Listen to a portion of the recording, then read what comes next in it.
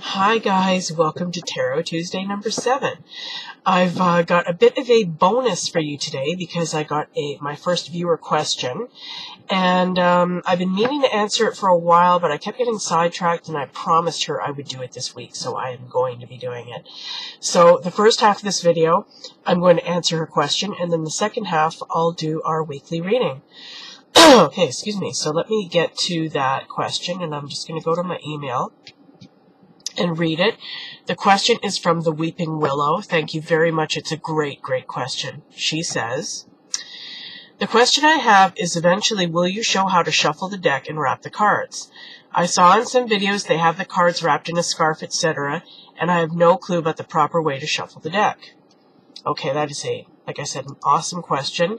When I first started reading, I was wondering about that as well, because I'd watched a lot of, tarot videos here on YouTube, and a lot of people believe there's a very, very specific way that you should treat your cards, store your cards, shuffle your cards, etc.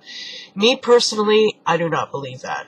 I don't believe that you have to be super rigid and super ritualistic and super anal, if you will, about keeping your cards, because it's just not, I don't really believe it's necessary.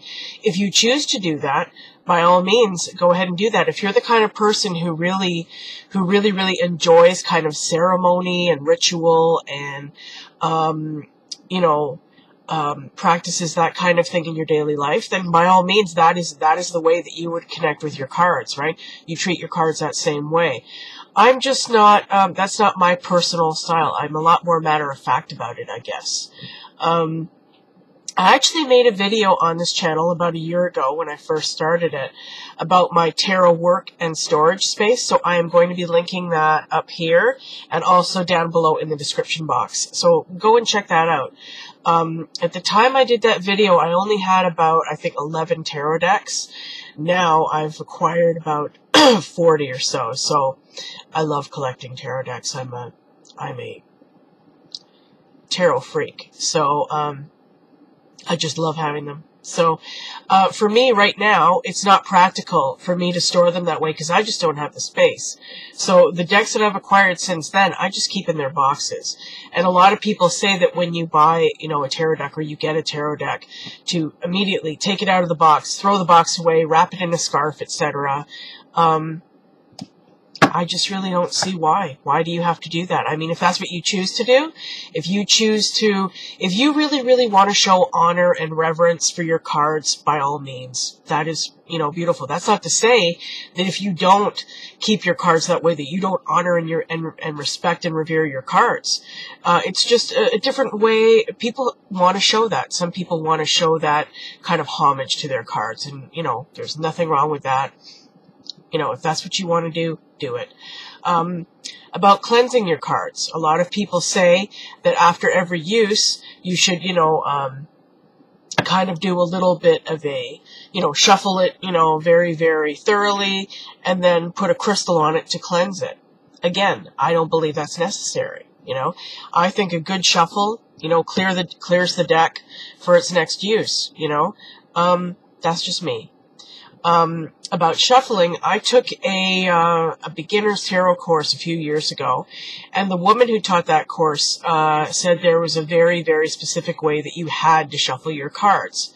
And that got my back up right away, because I'm the kind of person who really doesn't have a fondness for rules, especially when it comes to something like tarot, which is so intuitive and so free associative, I just believe it's kind of goes counter to the whole art of reading tarot. But I mean, if you enjoy, see, it's all a matter of personal choice and personal style. If you're the kind of person who really enjoys, ceremony, ritual, that kind of thing, then that is the way you should be, treating your cards. But if you're more like me, who's kind of, doesn't believe that all that is necessary, then you don't need to do it. But anyway, back to what she was saying.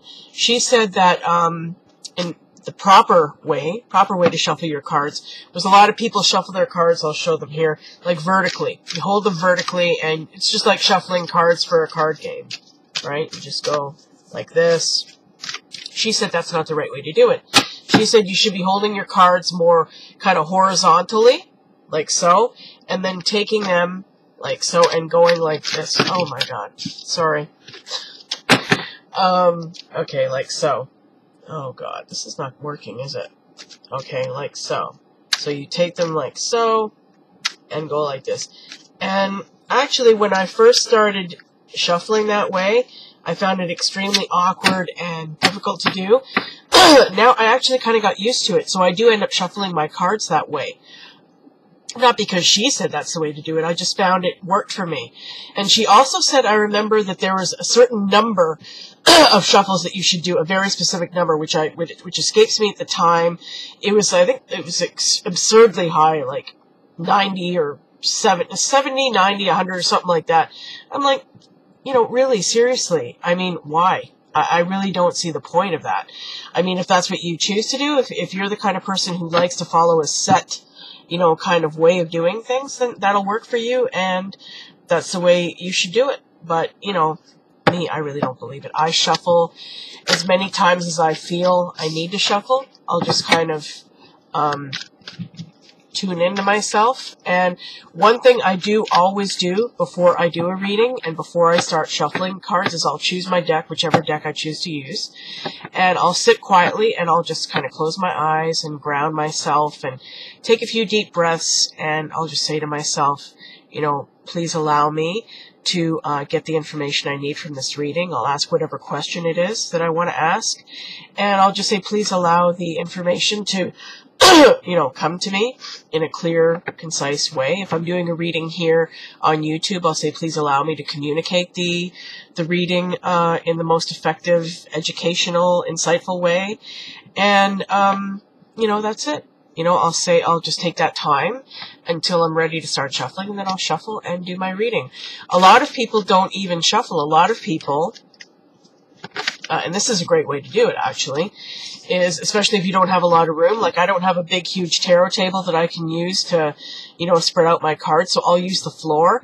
I'll just take a deck, put it on the floor, and just, like, kind of whoosh them all around and swish them around so they're in a big, like, huge kind of muddle on the floor, and then I'll just go ahead and pick whatever cards I'm doing, you know, from that layout on the floor.